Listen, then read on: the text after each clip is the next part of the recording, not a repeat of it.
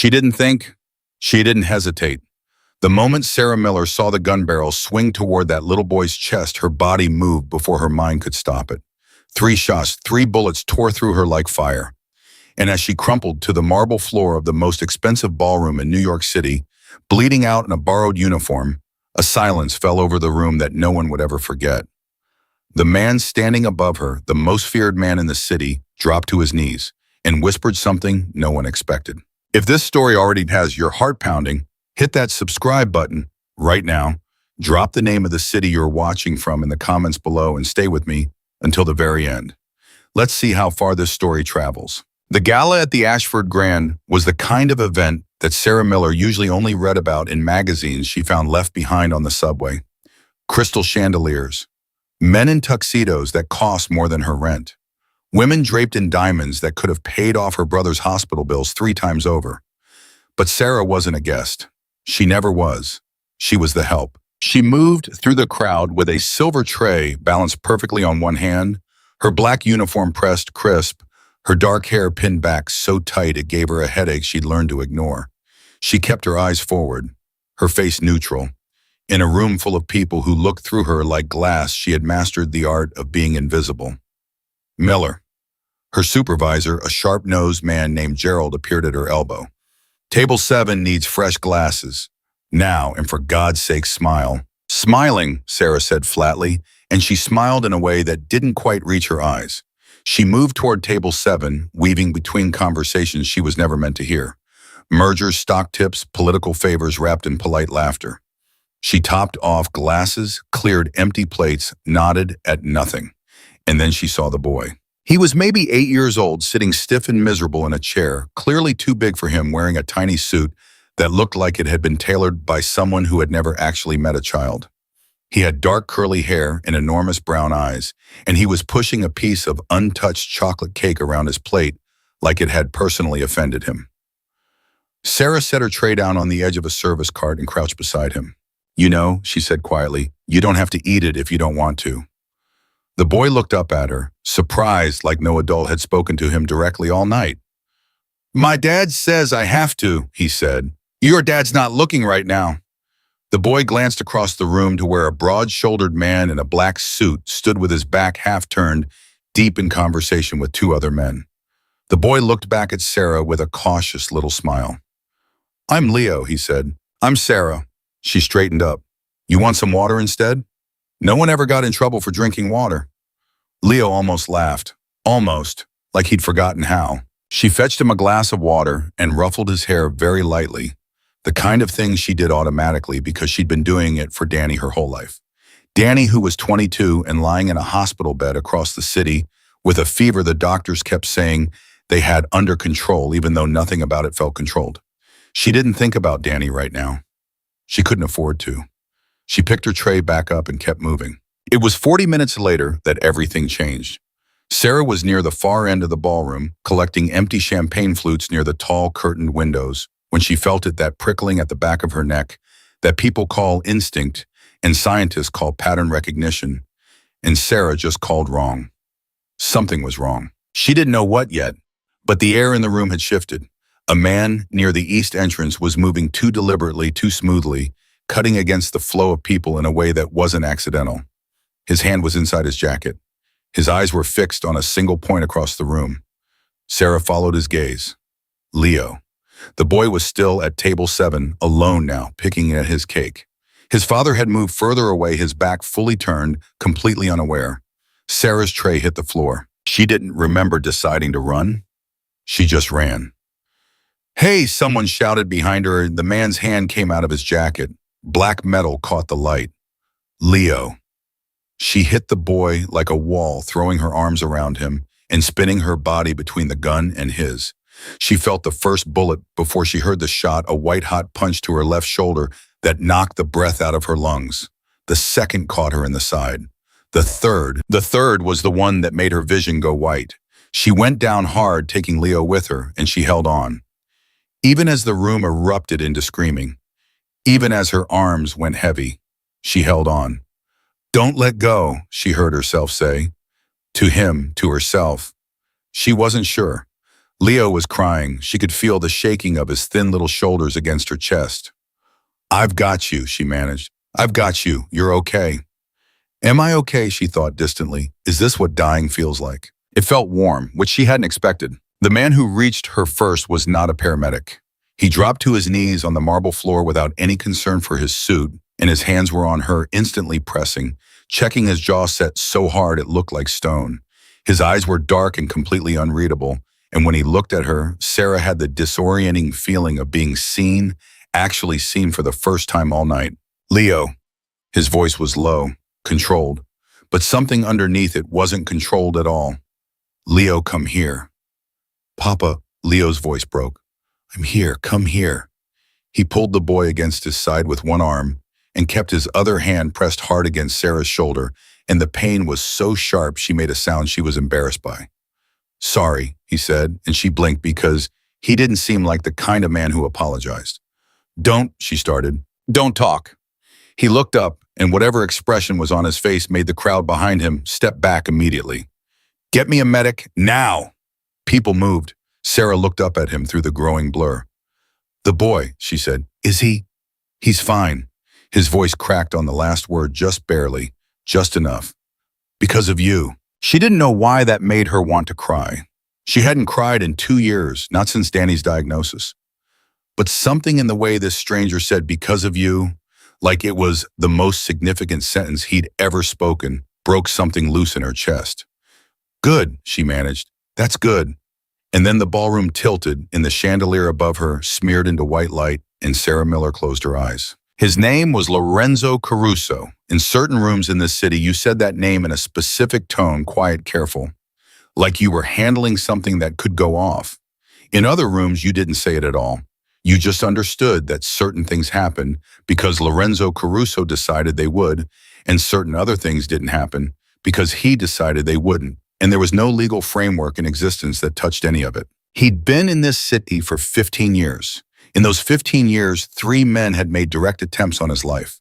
All 3 attempts had ended in ways that discouraged a fourth. No one had ever targeted Leo before. That was the line. That was the line they'd crossed tonight, whoever they were. And Enzo stood in the corridor outside the ballroom with his phone in his hand and a coldness in his chest that had nothing to do with fear and everything to do with the particular kind of fury that only a parent understands. His Lieutenant Marco was at his shoulder. The shooter's dead. Our guys got to him before the police. I know. His hands there were no prints on file. We think he was brought in from outside the city. Someone hired him. I know. Enzo, Marco lowered his voice. The press is here. The camera's got everything. There's footage of you, of the woman. I know. Enzo looked down at his hands. There was blood on them. Her blood. He hadn't wiped it off. What's her name? Marco paused. Sir, the woman. The one who... He stopped. Started again. What is her name? Marco pulled out his phone, scrolled. Sarah Miller, 28. She works the service circuit galas corporate events. She lives in Brooklyn. Has a younger brother, Daniel Miller, currently admitted at St. Raphael's. Cardiac complications. Enzo said nothing for a long moment. She stepped in front of 3 bullets. Marco said carefully, for a boy she didn't know. Yes, that's not people don't do that, Enzo. No, they don't. Enzo looked up. His jaw was tight. There was something moving behind his eyes that Marco had never seen there before, and Marco had known this man for 12 years. Get me the hospital's chief of surgery, and get me a lawyer. Marco blinked. A lawyer for what? Enzo looked at him directly. Because I'm getting married.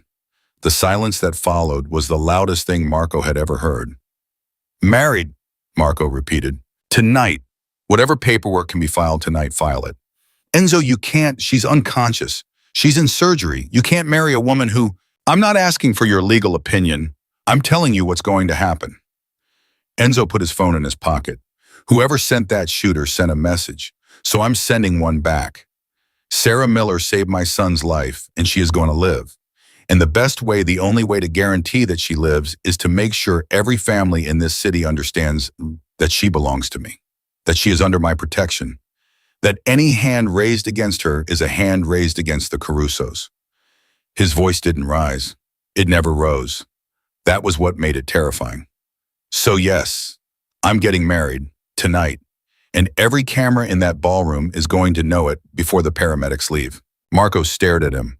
That's insane, he said finally. Probably, Enzo agreed. Do it anyway. Sarah didn't know about any of this, obviously.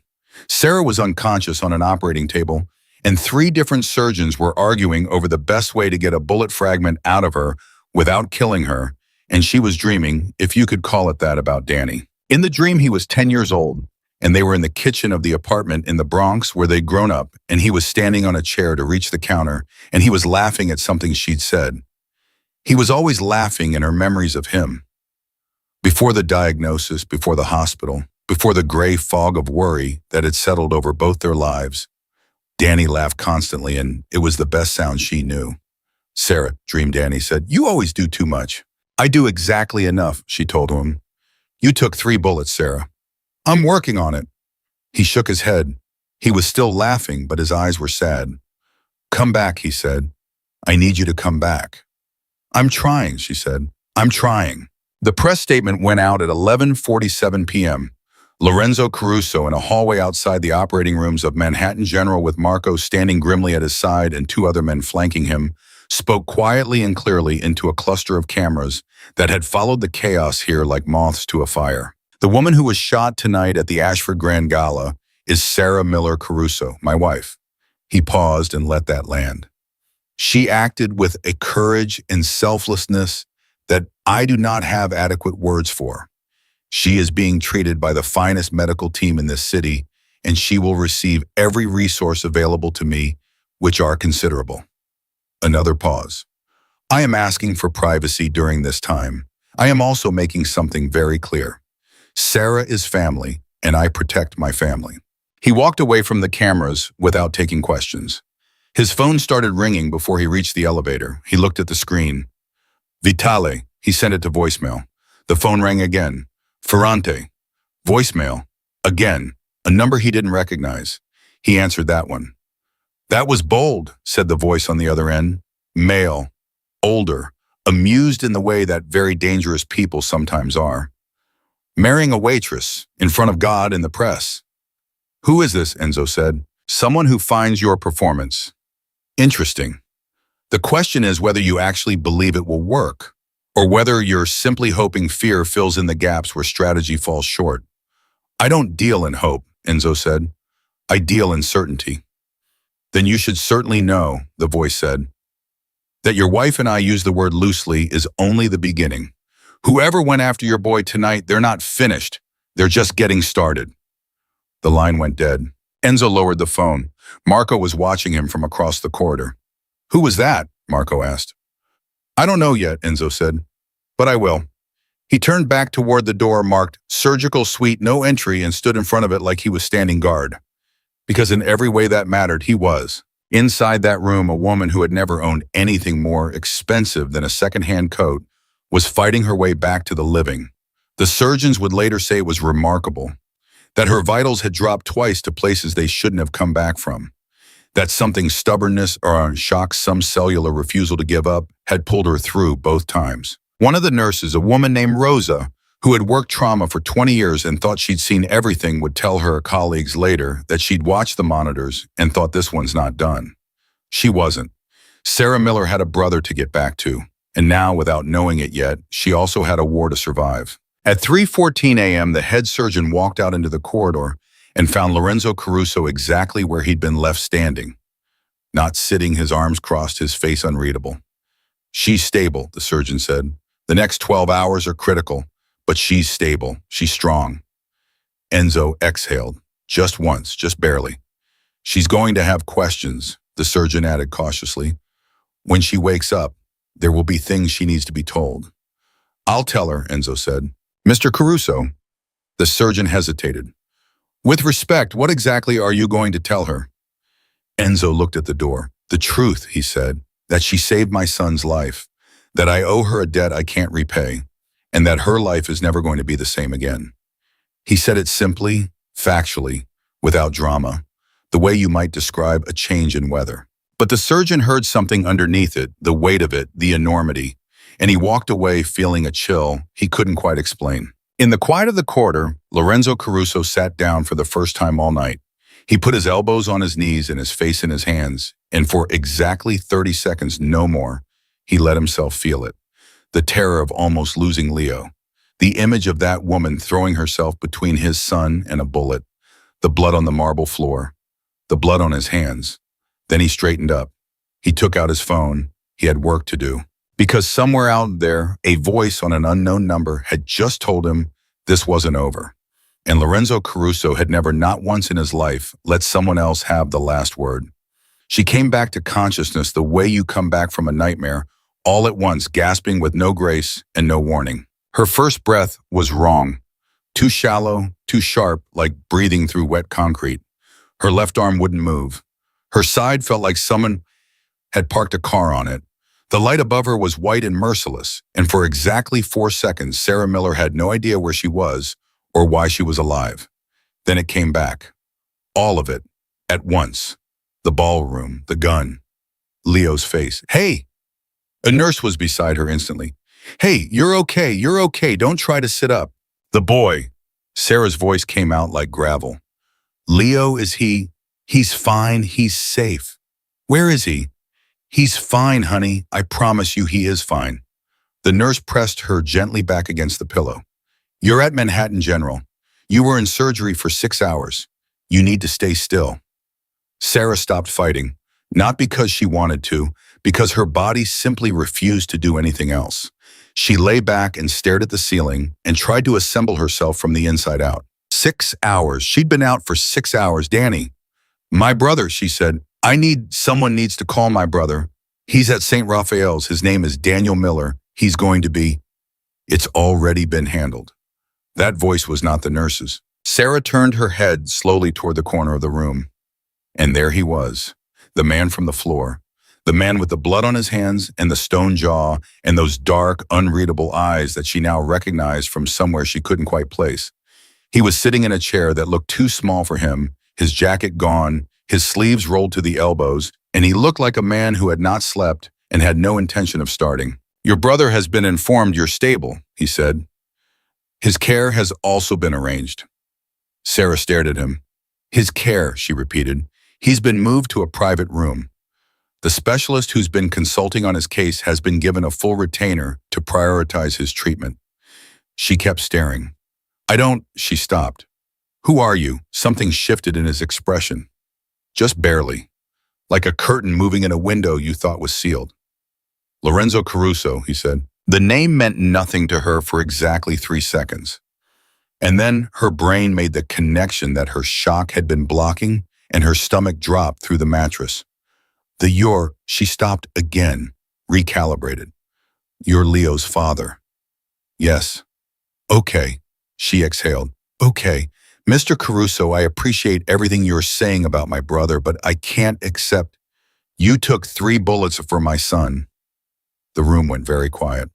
I would have done it for anyone, she said. I know. He said it like that was exactly the problem. Like her willingness to die for a stranger was something he didn't know what to do with. That doesn't change what I owe you. You don't owe me anything. He leaned forward in the chair. His elbows went to his knees, the same posture she realized he'd had when he knelt over her on that marble floor. Miss Miller, he said, and his voice was careful in the way that very powerful men's voices sometimes are when they're saying something they mean completely. I need you to listen to me carefully. Not as a patient, as someone whose life is about to be significantly more complicated than it was yesterday. Sarah looked at him. What does that mean? She asked. He didn't look away. It means I made a decision last night that affects you directly. A decision I made without your consent because you were unconscious and I didn't have another option. Her stomach tightened. What kind of decision? The kind, he said slowly, that is already on every news channel in the city. The nurse left the room quietly, and Sarah got the feeling this had been arranged. That this whole morning had been arranged.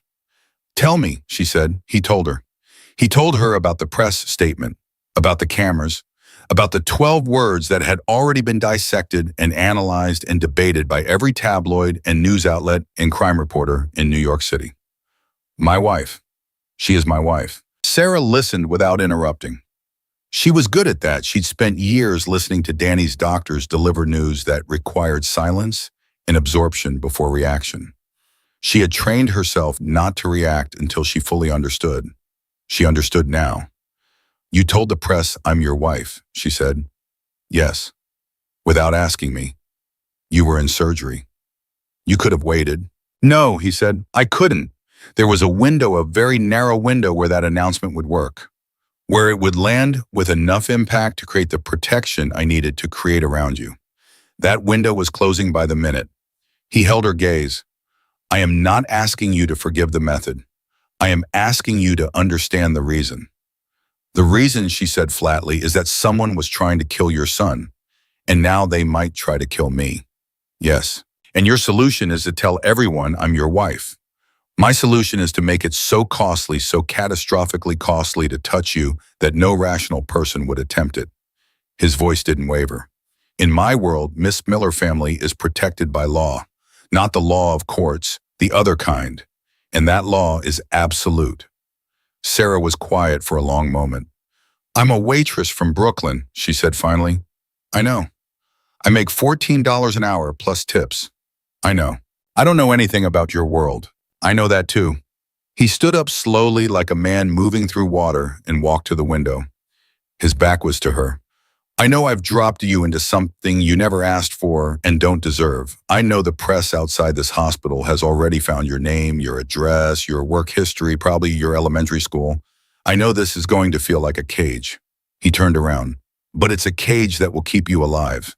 And that matters to me more than your comfort right now." "More than my consent," she said, and there was an edge in her voice that surprised even her. He had the decency not to flinch. "That's fair," he said. "That's completely fair, and I have no good answer for it." Sarah looked at him for a long moment. This man who could apparently rearrange lives with a sentence. This man who had held pressure against her wound on a ballroom floor and told her to stay still and called for help like it was a command the universe was obligated to follow. "Where's Leo?" she asked. He blinked, like it wasn't the question he'd expected. "He's here," Enzo said. "In the building. He's been asking about you since 6 this morning. Can he come in?" Another pause, longer this time. "You want to see him?" Enzo said. Not a question. "He was scared," Sarah said simply. "I know what it feels like to be scared and not have anyone tell you it's okay. I want him to see that I'm okay." Enzo stared at her. Something moved across his face that she didn't have enough information yet to name. "I'll get him," he said quietly. Leo came through the door like he'd been holding himself back from running and had only barely won the argument with himself. He stopped at the foot of the bed and his enormous brown eyes swept over her, the bandages, the IV, the monitors, and his chin wobbled exactly once before he locked it down with a visible effort that Sarah recognized as his father's son, all over. "Hi," he said. "Hey, buddy." Her voice came out softer than she intended. "Does it hurt?" "Little bit. I've had worse." He frowned. "You haven't? You got shot 3 times. "You're right. That was a lie. It hurts a lot." She patted the edge of the mattress with her good hand. "Come here."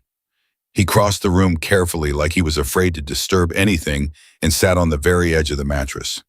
"I'm sorry," he said. "Don't you dare. If you hadn't been near me." "Leo." She waited until he looked at her. "The person who caused this is the person who pulled the trigger. Not me, and not you." "Okay." His jaw was tight. He looked so much older than 8 right now. She wondered how long he'd been practicing that face. "My dad said you saved my life," Leo said. "Your dad's being dramatic." "My dad's never dramatic. He's actually the least dramatic person I know." Sarah glanced at Enzo, who was standing in the doorway. His expression was doing something complicated.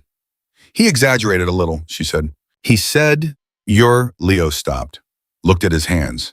"He said your family now. Is that true?" The room held its breath. "I don't know yet," Sarah said honestly. "I think your dad and I have some things to figure out.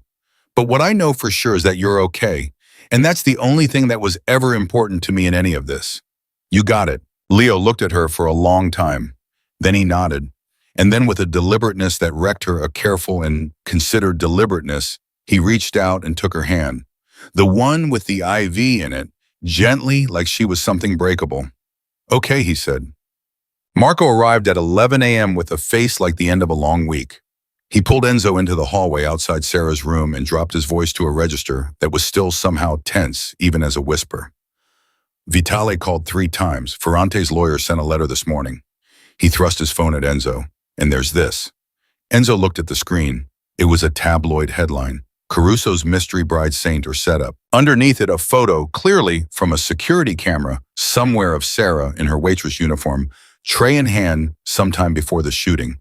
The caption read, "Sources close to the Caruso family question whether the heroic waitress was planted at the gala."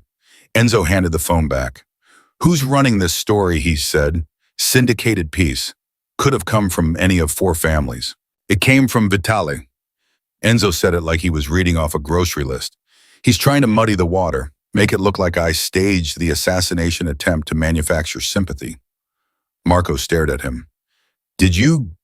The look Enzo gave him could have cured concrete. "I'll take that as a no," Marco said quickly. "The problem is people are going to ask. The press, the families, everyone. You married a woman the same night she got shot at your son's feet. It looks... I know how it looks. It looks like a play." It was a play. Enzo turned to look through the window in the door.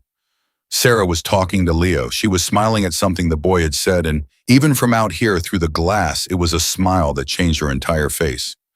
Just not the kind they're imagining. Marco followed his gaze. "Enzo, this woman doesn't know anything. She's civilian. She doesn't know your operations, your structure, your enemies. I know. She's going to be a liability. Or a reminder." Enzo turned away from the window. Of what this life is supposed to be protecting. Marco was quiet for a moment. "That's the most human thing you have said in 5 years."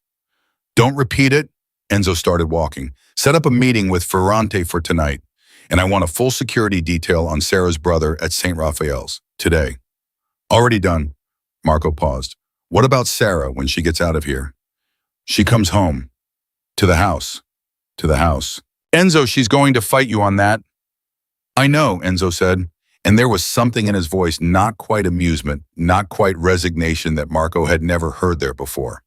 "I'm looking forward to it." She fought him on it at 2 p.m. when a woman named Claire, who introduced herself as Mr. Caruso's personal assistant and had the energy of someone who had never lost an argument in her life, arrived with a tablet full of documents in a calm that Sarah found immediately infuriating. "I'm not signing anything," Sarah said before Claire had even finished sitting down. "Of course." Claire set the tablet on the bedside table. "These are simply for your review. Mr. Caruso thought you'd want to understand the full picture before making any decisions." "The full picture?" Sarah looked at the tablet. She didn't pick it up. "The full picture is that a man I met 12 hours ago told the world I'm his wife, moved my brother to a new hospital room without asking me, and is apparently expecting me to move into his house." "Estate," Claire said delicately. "I'm sorry. It's technically classified as an estate. The house it's quite large." Sarah stared at her. "That's not better," Sarah said. "No," Claire agreed. "I understand, and for what it's worth, I think you're being remarkably reasonable given the circumstances." She folded her hands on her lap. "Miss Miller, Sarah, I've worked for Mr. Caruso for 7 years. He is not a man who makes decisions carelessly or emotionally. Every choice he makes is strategic. But sometimes," she paused, "sometimes the strategy and the humanity point in the same direction. I think last night was one of those times." Sarah studied her. "You like him. I respect him. There's a difference. Do you think I'm safe with him?" Claire didn't answer immediately, and Sarah appreciated that, the pause, the honesty in the pause. "I think," Claire said carefully, "that you are considerably less safe without him. And I think he knows that. And I think it's keeping him up at night in a way that very few things ever have." At 4 p.m., Enzo came back alone. He didn't sit down. He stood near the window with his arms crossed, and he looked at Sarah with that expression she was starting to recognize, the one where something was happening underneath the surface, and he was deciding very deliberately how much of it to show.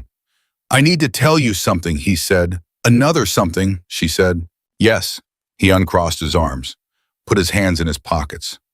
"The man who shot you was hired. We know that. What we didn't know until 2 hours ago is who authorized the contract." He paused.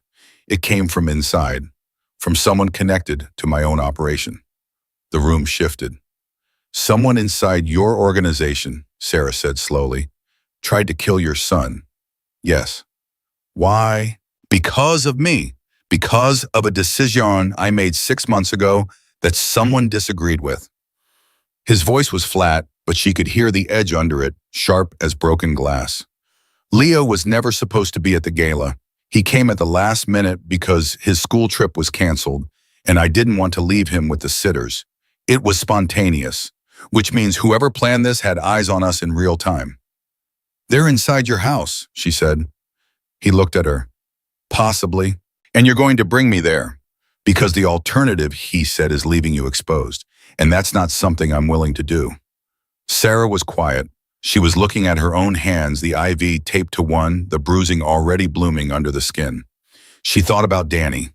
She thought about the hospital room where he'd been lying for 11 weeks and the way he'd looked at her the last time she'd visited, tired in a way that went bone deep. She thought about a little boy in a too big suit pushing cake around a plate. If I do this, she said, if I go with you, I need things. Enzo waited. I need to see my brother here, regularly, not through a phone screen. Done. I need to know what's actually happening, not a sanitized version, not whatever you think I can handle. The real thing. His jaw tightened slightly. That's a complicated ask in my world.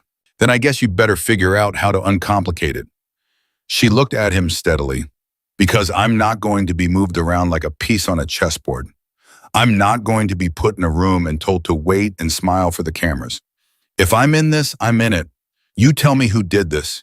You tell me when there's a threat. You talk to me like a person, not a liability.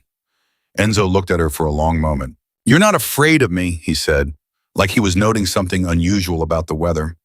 I'm afraid of plenty, she said. You're not currently on the list. Another long moment. 3 conditions, he said. 1, you don't leave the estate without a security detail until I tell you it's safe. 2, there are rooms in that house you don't go into. Don't ask me why. Don't try. 3, he stopped. 3, she prompted. Leo likes you, he said. He doesn't like many people. It takes him a long time to trust. So 3, don't give him something to trust and then take it away.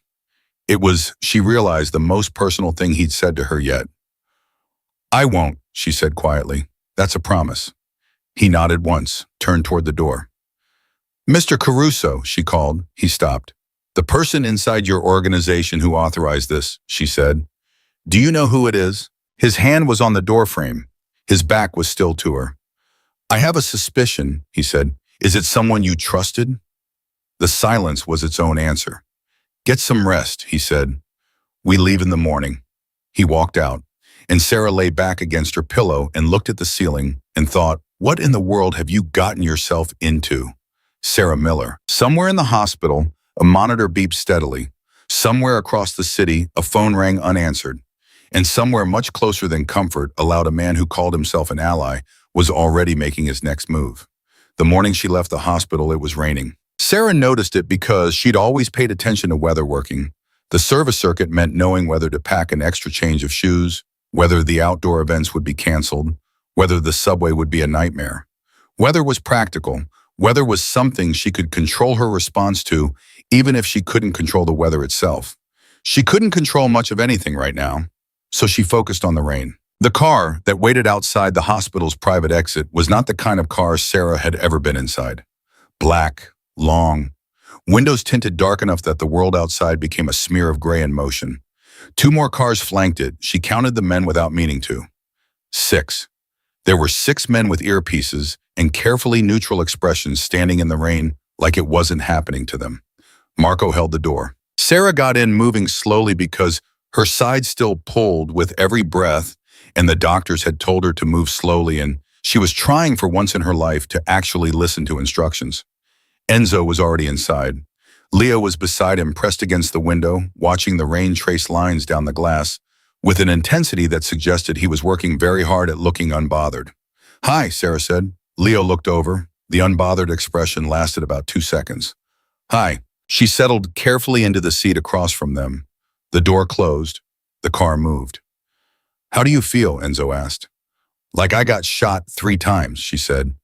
So, pretty consistent with expectations. Leo made a sound that might have been a laugh. He turned it into a cough.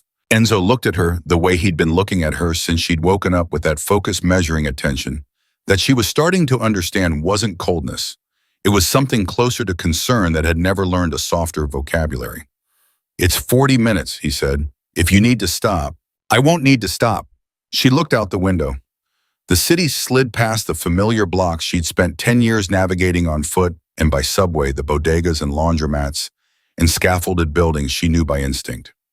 She watched them go by and felt for the first time the true weight of what she'd agreed to. Not just a house, a different life, a different world. She didn't let herself feel it for long. Feeling it wouldn't help. "Tell me about the meeting with Ferrante," she said. Enzo's expression shifted. "That's not something you need. You said you'd talk to me like a person." A beat of silence. "I said I'd consider it." "You said it." She looked at him directly. "Last night, when you were making your case for why I should get in this car." Beside him, Leo was suddenly very interested in the rain again. Smart kid. Enzo was quiet for a moment. "Then Ferrante is one of 3 families in this city whose cooperation I need to maintain order." He called the marriage announcement a provocation. He's not wrong that it disrupted a certain balance. He's demanding a meeting to discuss his word realignment. What does that mean? It means he wants something in exchange for his continued support. What does he want? "I don't know yet. That's what the meeting is for." "When tomorrow night." Sarah processed this. "And the person inside your organization, the one you think authorized the hit on Leo, do you know yet?" The muscle in Enzo's jaw ticked. "Once. I have a name. I'm waiting for confirmation before I act on it." "Why wait?" "Because in my world," he said carefully, "accusing the wrong person of betrayal carries consequences I can't take back." She understood that. She understood it better than he probably expected. "And until you confirm it," she said, "that person is still inside your house." The car was very quiet. "Yes," Enzo said. Sarah looked at him. "And you're still bringing me there. You're safer there than anywhere else. Even with an unconfirmed threat, I have more control over that environment than any other. I know every room, every exit, every person who walks through the door." He paused. "I've already reduced the staff. Only the people I trust completely are in the house." How many people does Lorenzo Caruso trust completely? He considered this with what appeared to be genuine deliberation. 4, he said finally. "That's a short list." "It's an accurate one." The estate was 40 minutes north of the city, and when the car turned through the gate and the main house came into view, Sarah kept her face perfectly still. Through an act of pure will. She'd promised herself she wouldn't react. She reacted internally instead, in a way that nobody could see. It was enormous. Not in a showy way, in a permanent way. This has been here longer than you and will be here after you way that was almost more unsettling than ostentation. Stone and dark wood and windows that caught the gray morning light and held it. Leo was out of the car before it fully stopped. "Leo," Enzo said. I know." But the boy was already moving toward the front steps with the looseness of someone on familiar ground. He turned back once. "Sarah, I'll show you the good bathroom. The one near the east wing is always cold. Don't use that one." "Good to know," she said. She got out of the car carefully. Stood for a moment, let the air hit her cooler up here. Quieter. No sirens, no exhaust, no sound of the city she'd lived inside her whole life. "You okay?" Enzo said low beside her. "Working on it," she said, and she walked inside. The woman who met them in the main hallway was not someone Sarah had been prepared for. She was maybe 60, small and straight-backed, with silver hair and dark eyes that performed a comprehensive assessment of Sarah in approximately 2 seconds. She had the hands of someone who had cooked and cleaned and worked her whole life, and she stood in the center of that enormous hallway like she owned more of it than anyone. "This is Rosa," Enzo said. "She's run this house for 18 years. 17 and a half, Rosa corrected without looking at him. She was still looking at Sarah. "So you're her?" "I'm her," Sarah agreed. "You look pale." "I got shot 3 times. "I know. I also know you need to eat something that isn't hospital food, and you need to sit down before you fall down because you're holding yourself like your side is killing you, and you're too stubborn to say so." Rosa turned on her heel. "Come, I made soup." Sarah blinked. She looked at Enzo. "Don't look at me," he said. She runs the house. Mo. The soup was the best thing Sarah had eaten in longer than she could remember, and she was 3 spoonfuls in before she realized she was crying. Not dramatically, just quietly in the way that exhaustion sometimes ambushes you when you finally stop moving. She stopped it fast, but Rosa had already seen. The older woman set a glass of water in front of her and said nothing which Sarah appreciated more than any words could have been. "My brother," Sarah said. "Danny, is he actually being taken care of? Or is that something that was said to get me in the car?" "I don't say things to get people in cars," Enzo said from the doorway. She hadn't heard him come in. She was starting to understand that he moved quietly for a large man, not sneakily, just economically. No wasted motion, no wasted sound. "I spoke with his care team this morning." Enzo continued, crossing the room and sitting across from her at the table.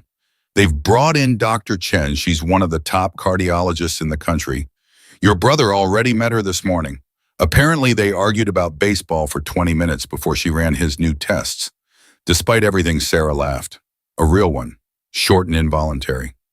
"That's Danny," she said. "He sounds like someone worth fighting for," Enzo said. She looked at him across the table. "He is." She paused. "Like Leo." He held her gaze. "Yes, like Leo." Something passed between them in the silence. Not romantic, not yet anything with a name. Just the recognition of two people who understood at their core what it meant to love someone fiercely enough that it turned into armor. It was Marco who shattered it.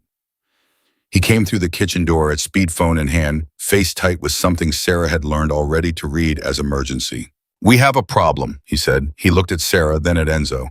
"She needs to hear this too." Enzo straightened. "What is it?" Marco set his phone on the table. On the screen was a news article fresh posted 20 minutes ago. The headline read, "Caruso bride's brother hospital patient or hostage." Sarah's blood went cold. "They're running a story that Daniel Miller's transfer to private care was coerced," Marco said. "That you're holding him as leverage over her. That the whole marriage is a kidnapping scheme dressed up as a love story." Sarah stared at the headline. "Who's running this?" "The byline is a crime reporter named Walsh, but the sourcing—" Marco paused. "It's insider. Whoever fed this story knows details about Danny's transfer that weren't public. Room number, transfer time, the name of the attending physician before Dr. Chen." "Someone in the hospital," Sarah said. "Someone in our network," Enzo said. His voice was very quiet, very still. "Someone who wanted to create noise, to destabilize, to make it harder for you to trust this arrangement." He looked at Sarah. "This is an attempt to isolate you." "Is it working?" Marco asked her directly. Sarah looked at the headline. She thought about what she knew and what she'd seen and what her gut, the same gut that had screamed wrong in a ballroom before a gun appeared, was telling her right now. "No," she said, "but whoever is doing this knows that the fastest way to get to me is through Danny, which means they've done their homework. Which means they've been watching you longer than last night," Enzo said. The table went quiet. "This wasn't spontaneous," Sarah said slowly. "The gala, the shooter, it's connected. Someone planned this in layers." She looked at Enzo. "Someone wanted Leo dead, and they wanted it to create chaos, and the chaos was supposed to give them something. What did they get or think they'd get from Leo being killed?" Enzo was very still. "Me," he said. "What do you mean?" "If Leo died—" He stopped. Started again. "Leo is my heir. In my world, the death of an heir is destabilizing. It creates a succession question. It creates factions. It creates an opening." He met her eyes. "Someone wanted the opening. And instead," Sarah said, "they got me. Instead, he agreed they got you. And a closed front. And a public declaration that complicated every move they'd planned." Something moved in his expression. "They didn't account for you." "Nobody ever does," she said, and she didn't mean it as a joke. She explored the house that afternoon slowly because her body demanded slow, and she'd given up arguing with it. Rosa walked with her, not guiding it exactly, just present the way someone experienced with fragile things knows to stay close without hovering. "How long has Leo been here?" Sarah asked. "Since he was born," Rosa said. "His mother left when he was 2. Sarah hadn't known that. She followed it carefully. "He's a serious kid," Sarah said. He's his father's son. Rosa paused outside a closed door. He laughed more before his mother, before certain things. She glanced at Sarah. He laughed in the car this morning. Marco texted me. He said Leo laughed twice and it scared the guards. Sarah stopped walking. I'm not a solution to whatever that boy carries, she said carefully. No, Rosa agreed, but you might be a start. Sarah looked at the closed door in front of them. What's in here? Storage, Rosa said smoothly. Too smoothly. Not worth your time. Sarah looked at her. Rosa looked back. Neither of them moved. One of the rooms I'm not supposed to go into, Sarah said. Mr. Caruso has his reasons. I'm sure he does. Sarah turned away from the door. You know him well enough to know when his reasons are good ones. Rosa considered this for a moment. I know him well enough to know the difference between the secrets that protect people and the ones that hurt them, she said finally. That room, she stopped. Give it time. Some things need to be offered. They can't be taken. Sarah nodded slowly. She kept walking. That evening, Enzo found her in the library, not reading, just sitting her legs tucked under her on a wide chair, staring at nothing in particular with the expression of someone sorting through a very full internal inbox. He didn't announce himself. He just came in and sat down across from her, and the room absorbed the silence comfortably like it had practice. You've been thinking, he said eventually, constantly, about the person inside your organization. She looked at him. You have a name.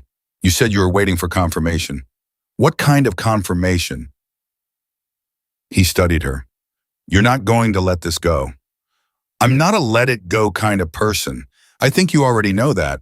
He was quiet for a moment. Then I'm waiting for a second source. One name from one person isn't enough, not for this. The accusation I'm about to make will restructure every alliance I have. I need to be certain. Who gave you the first name? A pause. Someone I trust. One of your four. He nodded. And the second source? I'm working on it. Sarah looked at him steadily. Is it someone I've met? Something changed in his face. Very small, very controlled. But she caught it. Sushi said, is it someone in this house? He stood up, walked to the window. His reflection looked back at her from the dark glass. I think he said carefully that you are significantly more perceptive than most people I've dealt with in my entire career. That's not an answer. No, he said. It's not. He turned around. Yes, the person I suspect is someone who has been inside this world for a long time. Someone I gave access to things that I should have protected more carefully. His voice was controlled, but underneath it was something raw. The sound of a man who hated being wrong about people and had been wrong about this person catastrophically. If I'm right, then the danger in this house is real, which is why I've already changed the internal routines without explaining why. Every room that matters has been restructured. But they're still here, Sarah said. The person. Until I have confirmation. Yes. Because if you move too soon, they'll run and warn the people outside, and I'll lose both the evidence and must trail. He held her gaze. So yes, for now the danger is still inside this house. And I'm asking you again without your informed consent, which I understand is becoming a pattern, to trust me, to act normally, to give nothing away. Sarah absorbed this. You're asking me to sit down to dinner with someone who might have tried to kill your son, she said. Yes. And smile, if you can manage it. I once smiled for 6 straight hours at a corporate gala where the host was a documented fraud, she said. I think I can manage a dinner. He looked at her, and for the first time since she'd met him, something crossed his face that was completely unguarded, a flicker of something that looked almost like relief, almost like gratitude, almost like he hadn't been sure until this exact moment whether he was truly alone in this. Thank you, he said quietly. Don't thank me yet, she said. Tell me who's coming to dinner, he told her. She listened without expression, the way she'd trained herself to receive bad news. She let it land. She let it settle.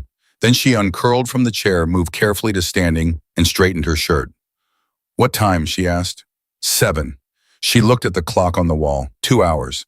I need to borrow something to wear, she said. I don't exactly have a wardrobe for this situation. He nodded. Rosa will help. She started toward the door. stopped. Enzo. She didn't turn around. The person who did this, the person at this dinner tonight, when you get your confirmation. What happens? The silence stretched. Justice, he said. My kind. She thought about that. She thought about Leo in his too big suit pushing cake around a plate. She thought about 3 bullets and a marble floor and the warmth of blood she hadn't expected. Okay, she said, and she walked out. Behind her, Lorenzo Caruso stood alone in his library and looked at the door she'd just walked through, and he thought not for the first time and not for the last that he hadn't known what to expect from this woman. He'd expected fear, compliance, confusion. He had not expected someone who looked a threat in the eye and asked what time dinner was. He had not expected someone who made his son laugh twice in a car. He had not expected, if he was being completely honest with himself, to feel anything at all. And that he realized was the most dangerous development of everything that had happened in the last 48 hours. Not the threat inside his house, not the family circling, not the unknown voice on the phone. This woman walking toward a dinner table like a soldier walking toward a line, borrowed clothes and 3 bullet wounds, and a steadiness that he hadn't earned and couldn't explain. He picked up his phone, texted Marco 4 words, "Get me the confirmation, tonight." Rosa found her address in 20 minutes flat, which told Sarah that someone had anticipated this need before she'd even asked. Dark blue, simple cut, expensive in the way that things are expensive when they're made well rather than made to show off. It fit almost perfectly, which was either coincidence or the kind of detail that Lorenzo Caruso paid people specifically to anticipate. She stood in the mirror and looked at herself and tried to recognize the woman looking back. 3 days ago, that woman had been ironing her black work uniform at the kitchen table in her Brooklyn apartment. While Danny called from the hospital to tell her not to worry about the copay, he'd figure it out, she didn't need to, and she'd been doing the math in her head, while he talked the way she always did, the way she'd been doing since she was 19 and their mother got sick, and the numbers never quite added up. But she moved them around until they were close enough. Now she was standing in a borrowed dress in a house that had more square footage than her entire block, getting ready to sit down to dinner with a man who might have tried to murder an 8-year-old boy. What a week, she thought, and almost laughed. Rosa appeared in the doorway. She looked Sarah over with the focused efficiency of someone who had dressed people for important occasions before and knew exactly what needed adjusting. Shoulders back, Rosa said. Sarah straightened. Better. Rosa crossed the room and did something small to Sarah's collar that Sarah hadn't known needed doing. You're scared. I'm not. Your jaw is doing what Mr. Caruso's jaw does when he's scared. You've picked it up fast. Sarah forced her jaw to relax. I'm not scared. I'm focused. Same thing in this house. Rosa stepped back and looked at her. The man coming to dinner tonight, his name is Vincent Reyes. He's been with Mr. Caruso for 9 years. He manages the northern operations. He's charming and he remembers small details about people, and he will try to make you feel like he's on your side. She paused. He's not. Sarah looked at her sharply. You know, Rosa's expression didn't change. I've known for 6 days. I told Mr. Caruso 4 days ago. I'm the first source. The room rearranged itself around this information. Then why is he still here? Sarah asked. Because Mr. Caruso needed a second source, and because I asked him to be patient. Rosa held her gaze. I needed to know what Vincent was after, what he was trying to find inside this house. He's been looking for something specific, something in the East Wing, the closed door, the room Rosa had steered her away from. What's in there? Sarah asked. Rosa was quiet for a moment, the kind of quiet that means the answer exists, but the timing isn't right. Something that would give a man like Vincent Reyes everything he'd need to destroy Lorenzo Caruso completely, she said finally. Tonight at dinner, he's going to try to access that room, and Mr. Caruso is going to let him try, because the attempt itself will be the second source. Sarah absorbed this. I'm bait, she said. No. Rosa shook her head firmly. You're a witness. You're the most credible witness in this house right now because you have no stake in this world. You have no history, no debts, no alliances. If you see what Vincent does tonight, your account of it can't be questioned. She looked at Sarah with something that was complicated and layered and took a moment to read.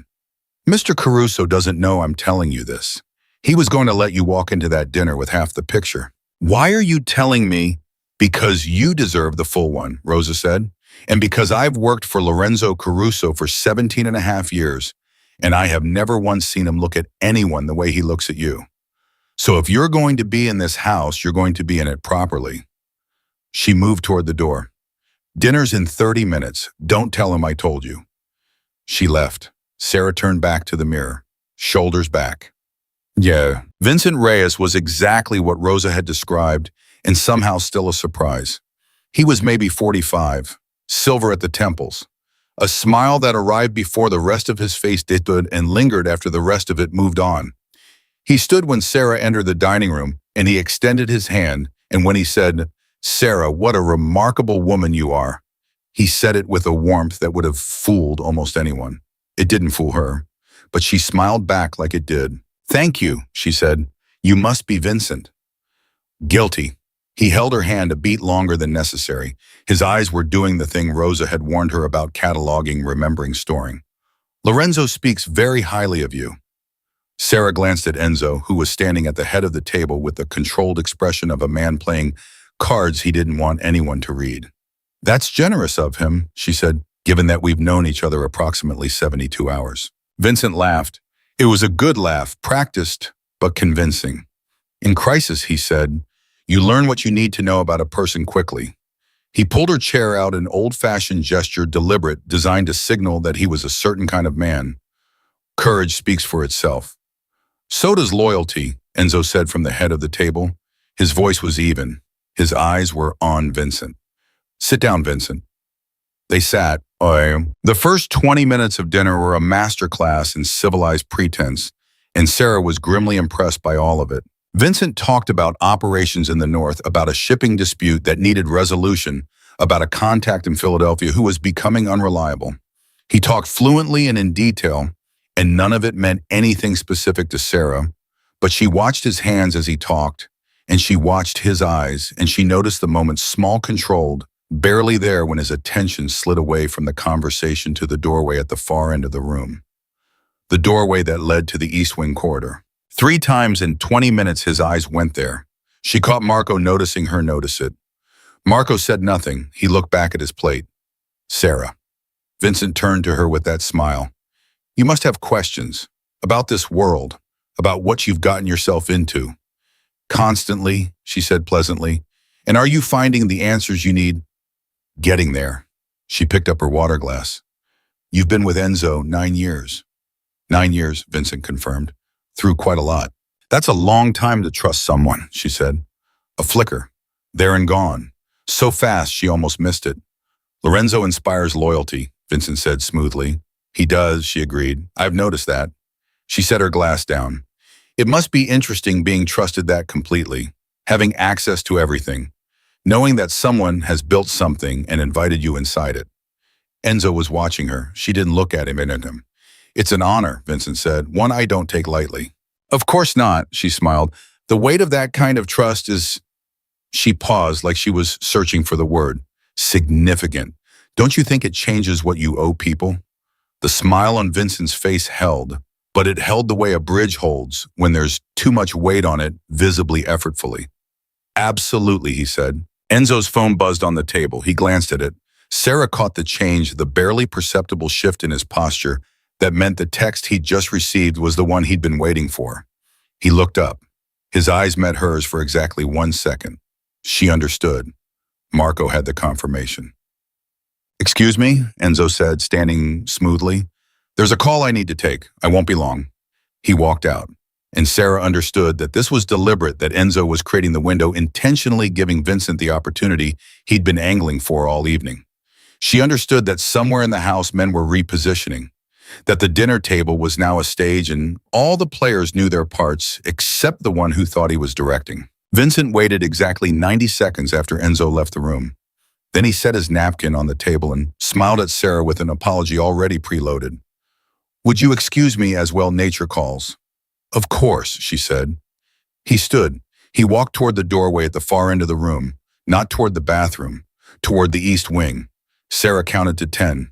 Then she looked at Marco. Marco was already on his feet. "Stay here," he told her. She stood up. "I said, I know what you said." She moved around the table. Her side ached with every step, and she ignored it completely. Rosa told me I'm a witness, so let me witness. Marco stared at her for 1 second. Then he moved, and she followed. The East Wing corridor was quiet in the way that things are quiet when someone is trying very hard to be quiet inside them. Sarah and Marco moved without speaking, and she could feel her own heartbeat in her bullet wound, which was unpleasant and also clarifying in the specific way that physical pain sometimes is. The closed door was ajar. A light from inside it bled into the corridor. Marco put his hand out. Stop. She stopped. They listened. Vincent's voice, low, rapid into a phone. I've got access, yes. The files are here, physical copies, I can see them. Give me 2 minutes. A pause. Tell Vitali this wraps up the loose end. The Caruso operation has a structural weakness in the northern accounts. Yes, 2 minutes. Sarah felt the cold move through her. Not fear. Something sharper. Something that had a name, but she wasn't ready to say it yet. Vitali. The same name Enzo had mentioned. The family who'd called 3 times after the press statement. The family who'd sent the tabloid story about Danny. This wasn't just a traitor inside the house. This was a thread connecting everything: the gala, the shooter, the press attacks, the destabilization campaign. Vincent Reyes hadn't acted alone. He'd been a door. Someone else had been walking through it for 9 years. Marco stepped forward and pushed the door open. Vincent spun around. The phone was still in his hand. His face did something complicated, and fast surprise, calculation, recovery, and then the smile came back different this time without any of the warmth. Marco, he said, this isn't Vincent. Enzo's voice came from behind them. Sarah stepped aside. Enzo walked past her into the room, and the temperature of the air changed. Not dramatically, just by a few degrees, just enough. He looked at Vincent the way you look at something you've been trying to confirm for a long time and hoped you were wrong about. 9 years, Enzo said. Vincent's hand tightened around his phone. Lorenzo, whatever you think How long have you been talking to Vitali? The name landed in the room like a stone in still water. I don't know what. How long, Vincent? The silence stretched. Vincent's composure held for a few more seconds, and she could actually watch it hold. Watch the effort of it, the calculation behind his eyes about what angle still had any play left in it. And then it didn't hold anymore. And what was underneath was not what she'd expected. It wasn't guilt. It was something colder than guilt. It was the expression of a man who had decided a long time ago on a different set of values and had been living according to them ever since and felt no particular need to apologize for it now. 3 years, Vincent said. The room went very still. 3 years, Enzo repeated. You built something extraordinary, Vincent said, and he almost sounded genuine. And you never once thought about what happens when it ends, when you get old, when Leo grows up and decides he doesn't want this life. You have no plan for what comes after Lorenzo. Vitali does. Vitali is the future, and I'd rather be on the right side of it. You tried to kill my son, Enzo said. That wasn't supposed to, Vincent stopped. Wasn't supposed to what? The quietness of Enzo's voice was the most frightening thing Sarah had witnessed in 4 days of witnessing frightening things. Wasn't supposed to succeed? Wasn't supposed to go that far? Which part, Vincent? Tell me which part crossed the line. Vincent said nothing. Sarah's voice came out before she decided to speak. He was 8 years old, she said. Vincent looked at her, and for the first time something in his carefully managed expression cracked, not guilt exactly, but the recognition that he was looking at the person who had taken the bullets meant for the boy. The person his plan had produced 3 exit wounds in. It wasn't personal, he said. It never is, she said. That's the thing about people who move children around like chess pieces. It's never personal. It's always strategy. She looked at him steadily. You want to know what's personal? My brother is 22 years old and he's in a hospital bed. And the reason I was at that gala in the first place is that I needed the overtime to cover his copay. I took 3 bullets because I looked at a little boy eating cake alone and I wasn't going to let someone hurt him. That's personal. What you did, that's cowardice dressed in a suit. The room was absolutely silent. Vincent stared at her. Marco coughed quietly. Enzo's expression had moved somewhere beyond readable. Take him, Enzo said finally. Two of the men who had materialized in the doorway during the confrontation moved forward, and Vincent went with them without further drama because there was no play left, and he knew it. The door closed. Sarah and Enzo stood in the East Wing room alone. She looked around it for the first time. It was an office, a real one, working and lived in with files and maps and photographs pinned to boards. The photographs were of people, networks, connections drawn in red thread. On one wall behind the desk, there was a framed photograph she hadn't expected. A woman, young, dark-haired, beautiful in a way that was bright and unguarded, holding a baby. The baby was small enough that only the top of his dark, curly head was visible above the blanket. Leo, she looked at Enzo. He was looking at the photograph. His face was doing the thing it did when he was feeling something he had no language for. Leo's mother, she said quietly. Elena. He said it carefully, like the name was made of something fragile. She left when he was 2. Not because she wanted to, because I told her to. Because this life... He stopped. I gave her a reason to go. To be safe. Leo doesn't know. Sarah absorbed this. She thought about the closed door and Rosa's words about secrets that protect and secrets that hurt. He thinks she left him, Sarah said. He thinks she left, yes. Does she, is she? She's alive. She's safe. She doesn't know about the gala. She doesn't know about any of this. He turned away from the photograph. I keep this room because it reminds me what the cost of this life looks like, what it takes from people. He looked at Sarah directly. What it took from the person He stopped again. She didn't push. She understood the shape of that stopped sentence. She let it be. You should have told me about the room, she said. About the whole setup tonight. Rosa told you. Rosa told me because you weren't going to. No, he admitted. I wasn't. Why? He looked at her. Because I've spent 9 years not fully explaining things to people, and it has worked. Mostly. Until, he gestured at the room they were standing in, until it didn't.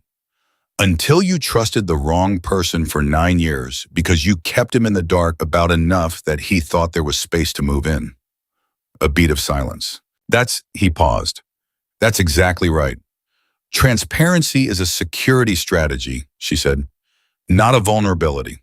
He looked at her for a long moment with the expression she was beginning to understand meant he was recalibrating something internal, rearranging furniture in a room he'd thought was finished.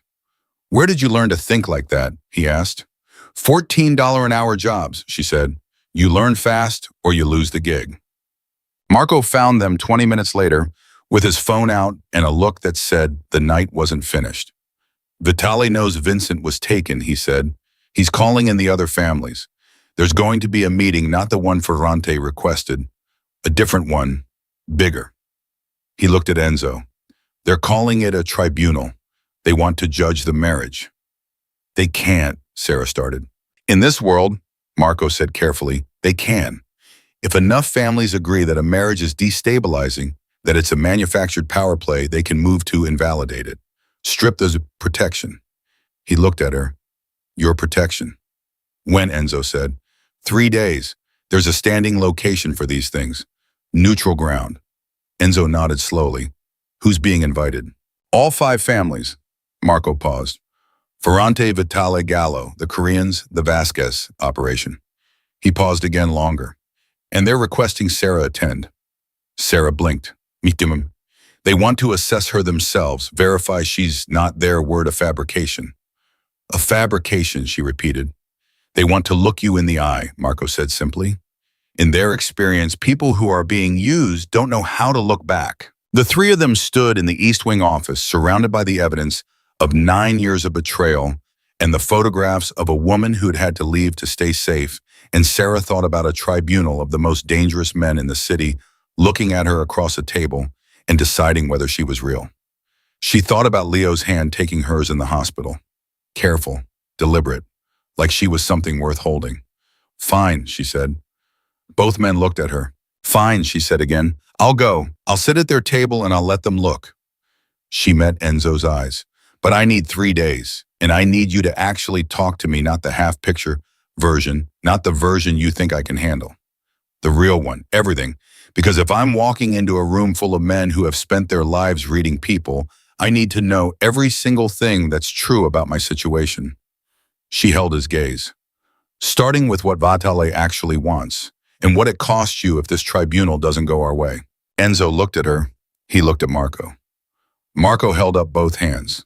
She's right. She has been right about everything so far tonight. I'm just noting that. Enzo turned back to Sarah. Sit down, he said.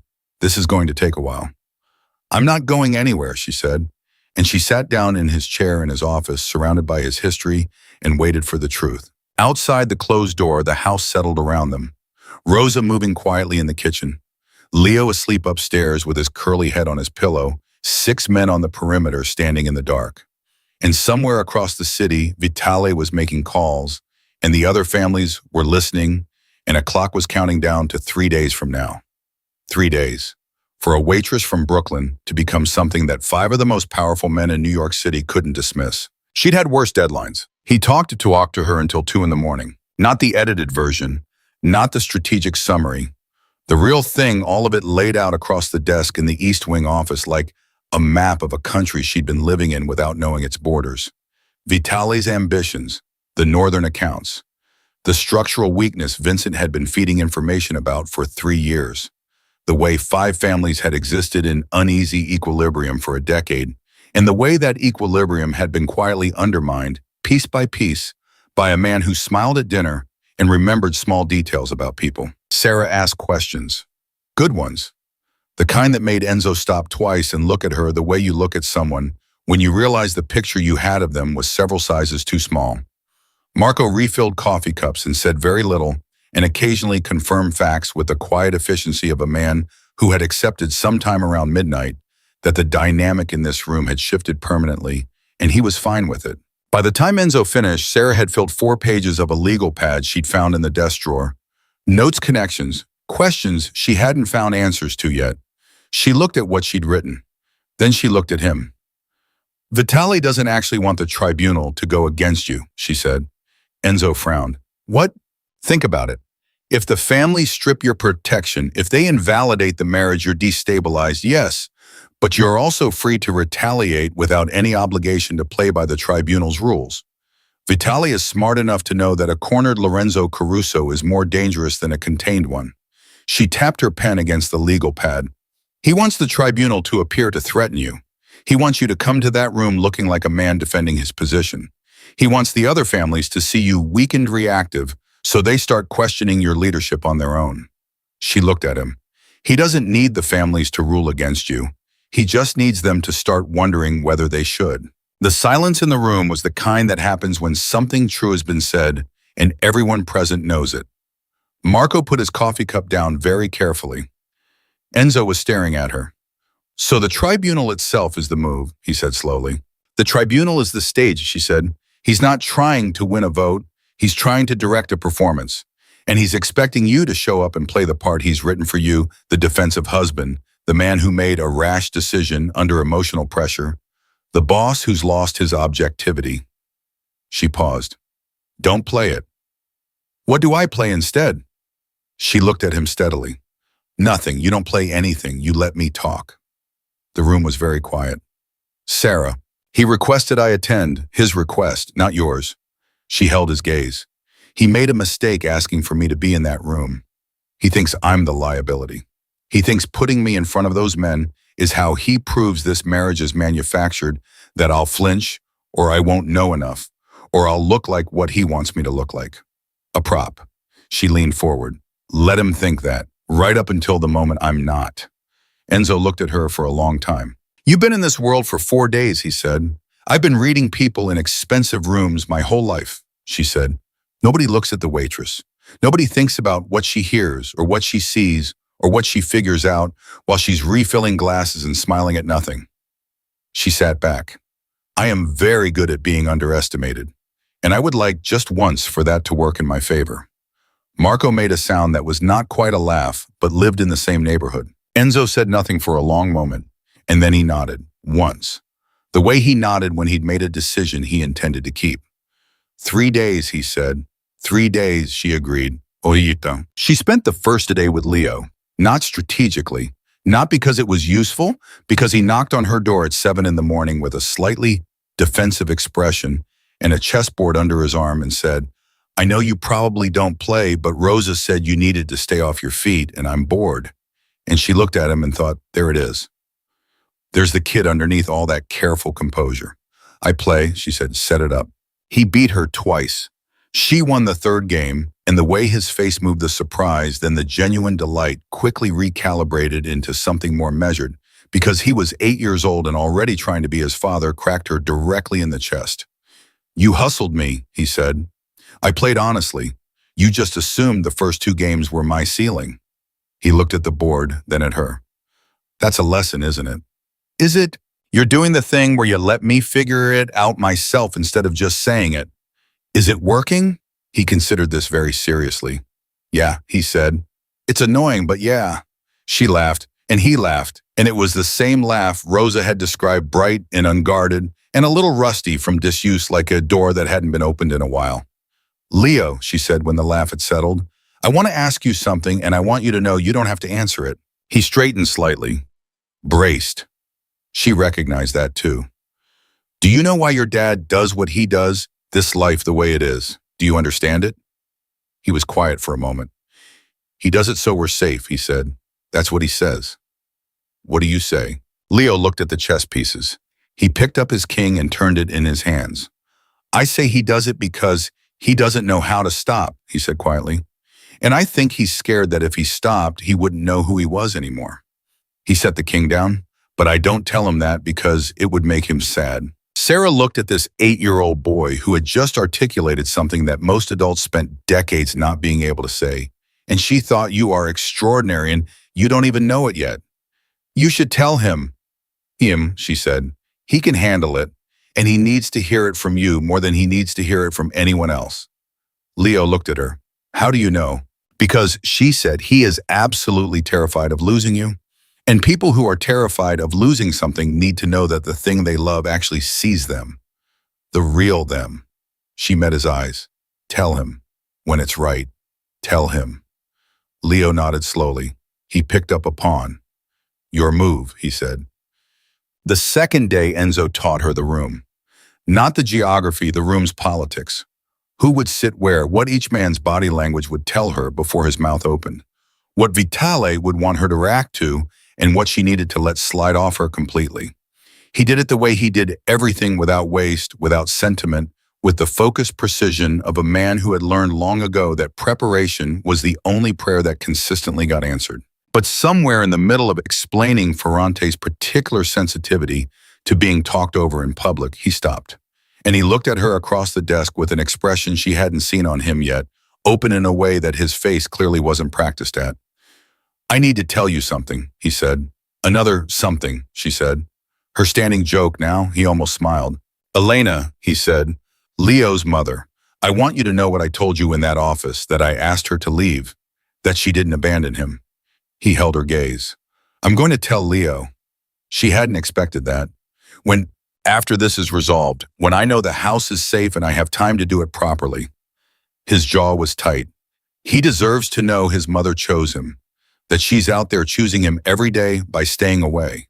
He paused. He deserves to know that love sometimes looks like distance, and it's still love. Sarah was quiet for a moment. That's the bravest thing you've said since I met you, she said. He looked slightly uncomfortable with that. She was learning that he didn't receive directness as easily as he delivered it. You might also, she started carefully. Tell her about the gala, he said. Yes, I know. He exhaled. One resolution at a time. Fair enough. He looked at her. Sarah. He said her name like it meant something specific, like he'd decided what it meant and was trying out saying it that way.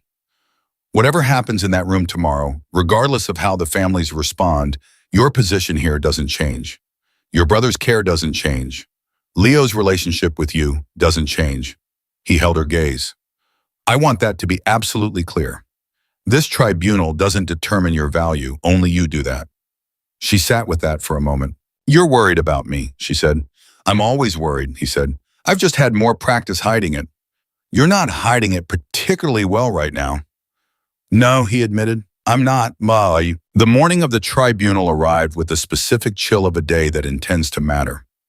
Rosa brought coffee at 6 and said nothing, and squeezed Sarah's good shoulder briefly, as she set the cup down, which was from Rosa, the equivalent of a long and eloquent speech. Marco appeared at 7 with a status report. All 5 families confirmed neutral location, confirmed Vitali's delegation arriving separately, which meant he'd been doing pre-meeting politics working the room before it opened. Typical, Enzo said. He's also brought someone unexpected, Marco said. He paused with the timing of a man who understood weight. He brought Vincent. The kitchen went very quiet. Vincent is in custody, Enzo said. Was, Marco said. He was moved last night. Someone got to the location. He's out. He looked at the table. He's been with Vitali since 3 a.m. Sarah set her coffee cup down. That's his play, she said. Both men looked at her. Vincent stands up in that room and says the surveillance on him was manufactured, that he was set up, that Enzo planted evidence to eliminate someone who knew too much about the marriage being staged. She looked at Enzo. Vincent is his witness, his counter-narrative. It's not true, Marco said. Truth isn't the point, Sarah said. Doubt is the point. He only needs to make them doubt. Enzo was already on his phone. 2 calls, 60 seconds each, efficient and direct. He put the phone down. We need to leave in 40 minutes, he said. He looked at Sarah. Are you ready? She thought about the hospital bed 4 days ago, the ceiling above her, the choice she'd made on a ballroom floor without knowing it was a choice. Yes, she said. The room where the tribunal met was in a building in Midtown that had no visible signage and very good soundproofing. And when Sarah walked in between Enzo and Marco, she did the thing she'd done in 100 expensive rooms. She went invisible. Quiet. Watching. 5 tables arranged in a loose horseshoe. Men in good suits who had the particular stillness of people who had chosen danger as a profession. She clocked them as she'd been taught, Ferrante thick-necked and cautious, watching Enzo with calculation. Gallo older, disinterested in a way that meant he had already made up his mind and was here as a courtesy. The Korean delegation, Park and his 2 men, unreadable and precise. Vasquez young for this room and trying not to show that it mattered to him. And Vitali. He was at the center table. He had the look of a man who had been successful for long enough that success had become his resting expression. Silver-haired, well-groomed, the kind of powerful that reads as gracious from a distance and reveals itself as something else up close. Vincent stood behind him. He looked at Sarah when she entered. She looked back at him with no expression at all, and he was the first one to look away. She noted that. Vitali spread his hands with the warmth of a man welcoming people to his own event. Lorenzo, he said, thank you for coming. His eyes moved to Sarah. And this must be Mrs. Caruso. Sarah, she said, just her first name. No performance, no deference, no announcement of herself, just a fact. Vitali assessed her for a beat. Something shifted in his expression. She caught it because she was looking for it. He sat down. They all sat down. I'll be direct, Vitali began. This gathering isn't personal, it's structural. A decision was made publicly under duress that has implications for the bonds this community has maintained for... Can I ask you something? Sarah said. The room shifted. Nobody had interrupted Vitali in quite that way, quite that casually, in a very long time. She could feel it. Vitali paused. Of course. Vincent Reyes. She looked at the man standing behind Vitali. He was in your operations custody last night. Is that right?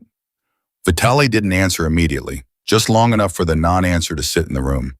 Vincent is here because his perspective on recent events is relevant to this. He authorized a contract on an 8-year-old boy, Sarah said. Her voice was completely level. He confirmed it himself in a room with 3 witnesses, including me. She looked around the table deliberately, slowly meeting each face. I'm one of those witnesses. And I'm going to tell you exactly what he said and how he said it and what his face looked like when he said it. Because I notice things. It's the skill you develop when your job is to be invisible in rooms full of powerful men who assume you're not paying attention. The room was absolutely still. She's attempting to redirect, Vincent started. You said, Sarah continued, looking directly at him.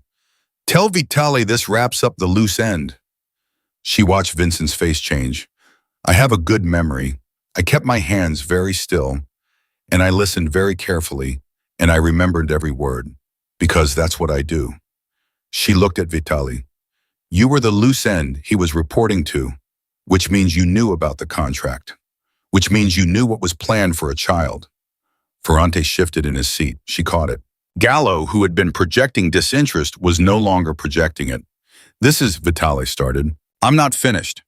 She said it quietly, not with aggression, with the simple certainty of someone who knows exactly where the weight of a sentence sits. "I was a waitress 6 days ago. I have no history in this world. No debts, no alliances, no stake in any of your arrangements." She looked around the table again, "which means I'm also the most credible person in this room. Because I have nothing to gain by lying. I'm not here because I want power. I'm not here because I made a calculation. I'm here because a little boy was eating cake alone at a table, and I wasn't going to let someone hurt him." She paused. "That's the marriage you're evaluating. That's the woman you asked to come here." She sat back. "Evaluate away." The silence lasted 4 full seconds. Ferrante spoke first. "The account of the East Wing. The phone call. There are 3 witnesses. 3, Marco confirmed, including Mrs. Caruso. "I'd like the full account submitted to all parties present," Ferrante said.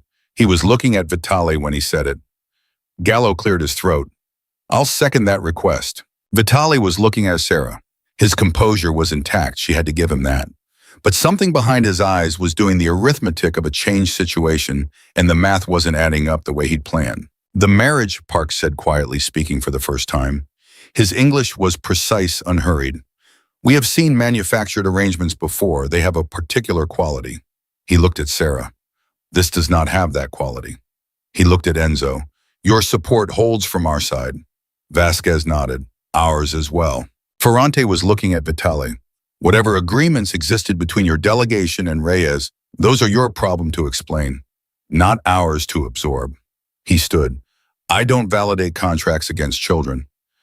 That's not a line I've ever moved." He buttoned his jacket.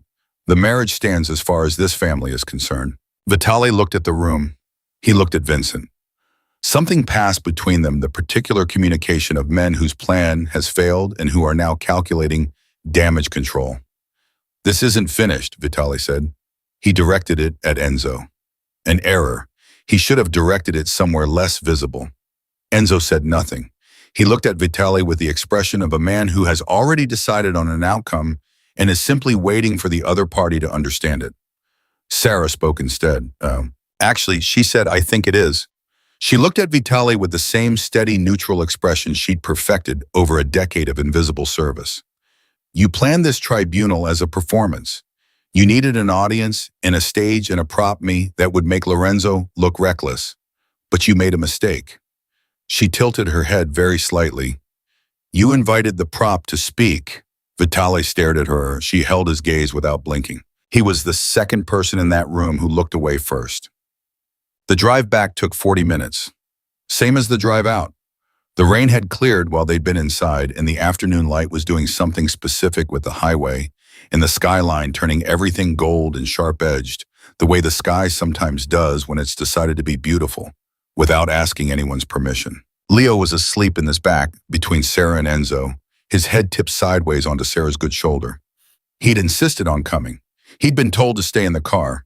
He'd stayed in the car in the way that 8-year-olds stay in cars, restlessly, urgently, with his face pressed to the window, until he saw them emerge from the building and then collapsed back into his seat with the relief of someone who has been holding something very heavy for a very long time. He'd fallen asleep within 10 minutes, the particular deep sleep of someone whose body has decided the emergency is over. Marco was in the front. He'd said exactly one thing after they'd gotten in the car. That line about the prop, "I'm going to think about that for years." Then he'd faced forward and said nothing else. Enzo and Sarah sat in the quiet in the gold light with the sleeping boy between them. "Vitale," she said quietly, "what happens now?" "He'll pull back," Enzo said. His voice was low, careful not to wake Leo. "He's lost his witness, his coalition, and his narrative in the same afternoon. He's not finished, but he's contained. For now." "For now is enough," she said. He looked at her. "You were extraordinary in there." "I was honest," she said. "That's different." "In that room, they're the same thing." He paused. "I've been in 100 rooms like that. I've never seen anyone walk in with no preparation, no history, no armor, and make the room recalibrate around them." He held her gaze. "How did you know Vitale would look away?" I've been making uncomfortable people break eye contact my entire career, she said. The trick is to be the one person in the room who genuinely doesn't need anything from them. People can feel it. It makes them nervous. You didn't need anything from them.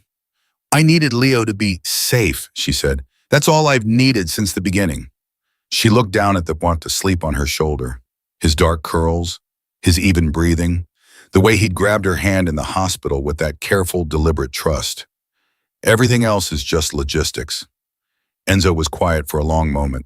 The city grew closer on the horizon. Sarah. He said her name again in that way he'd started saying it like it had specific weight. I know this wasn't a choice you made. Not the original one. Not any of the ones that followed. He looked at his hands.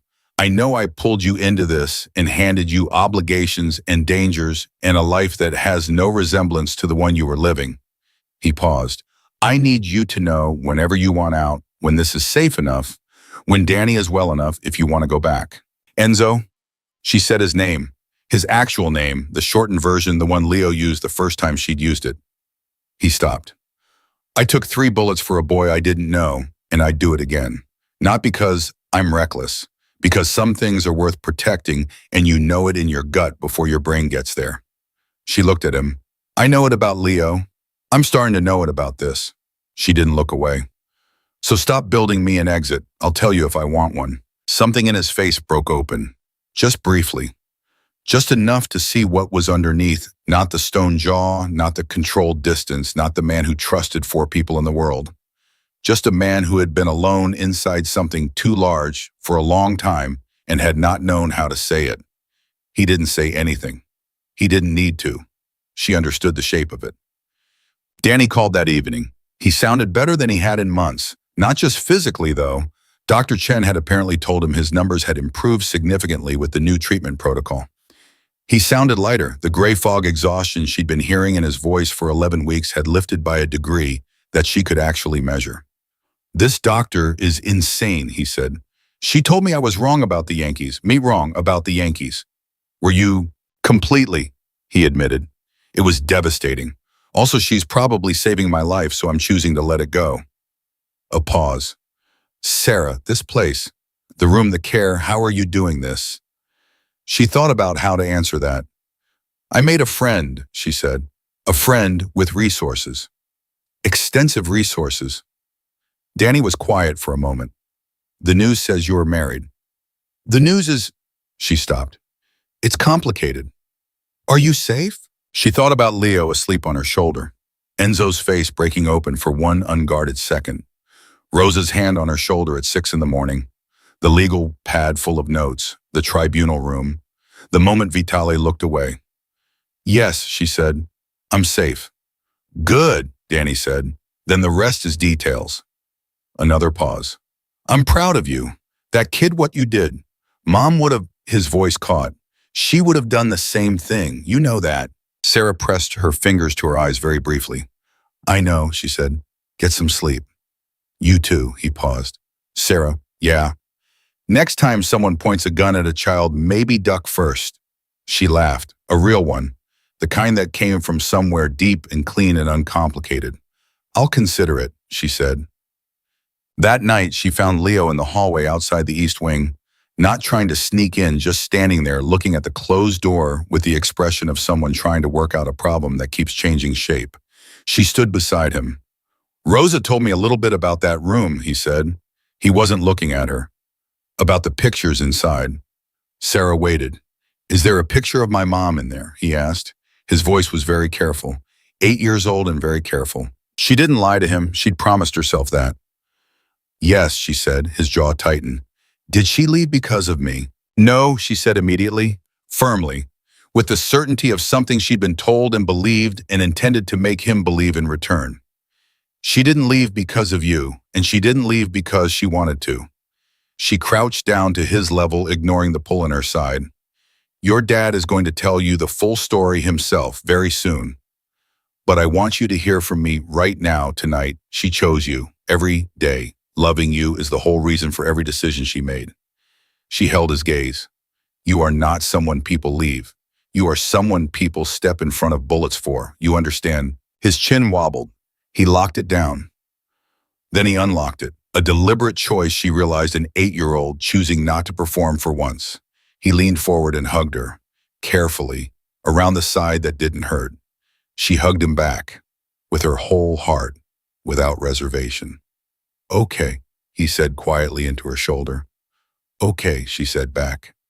"Mm." Later, when Leo was asleep and the house was settled, Sarah sat in the library and looked at the room around her, the books, the light, the evidence of a life that had been built by someone who had wanted to protect everything and had sometimes sacrificed the wrong things to do it.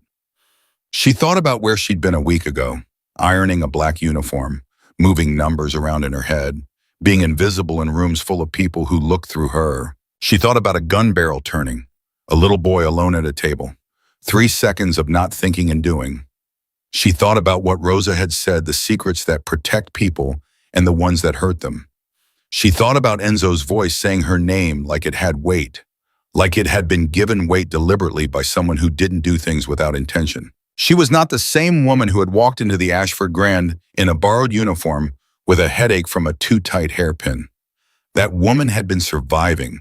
This woman was something else. She didn't have the word for it yet, but she would. The door opened. Enzo leaned in the doorway, jacket off, looking like a man at the end of a very long week who has unexpectedly found that the end of it contains something he hadn't budgeted for. "You should sleep," he said. "You should too." "I will." He didn't move from the doorway. "I wanted to say what you did tonight. For Leo in the hallway, Rosa told me." Sarah looked at him. "You have a very efficient information network." Rosa specifically. Something moved at the corner of his mouth. "She's the most dangerous person in this house, and everyone knows it. Including you. Especially me." He was quiet for a moment. "Thank you for what you said to him." "I meant it," she said, every word. He nodded. He stayed in the doorway. "Enzo," she said, "go tell your son about his mother. Don't wait for the right moment. Make it the right moment." He looked at her. He looked at the ceiling. He looked back at her. "It's 11:30 at night," he said. "He's awake," she said. "He's been lying there thinking for an hour. You know he has." A long pause. "I do know that," he admitted. "Then go." He pushed off the doorway. He stopped. "Sarah," the name with the weight again. "I don't know what this becomes," he said carefully. "I don't know how to predict it or plan for it or control it, which means it's the only thing in my life I can't manage. And I find that," he stopped. "Terrifying," she offered. "Completely," he said. She looked at him.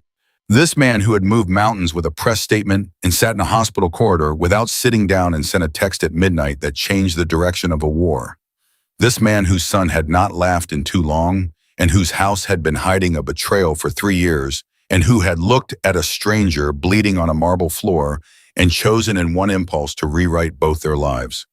"Good," she said. "Terrifying means it's real." He looked at her for one long, unguarded moment.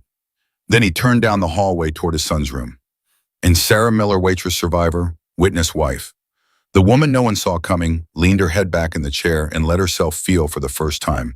Not the weight of what she'd been put through, but the solid, undeniable, impossible fact of where she'd landed. She had walked into a ballroom invisible.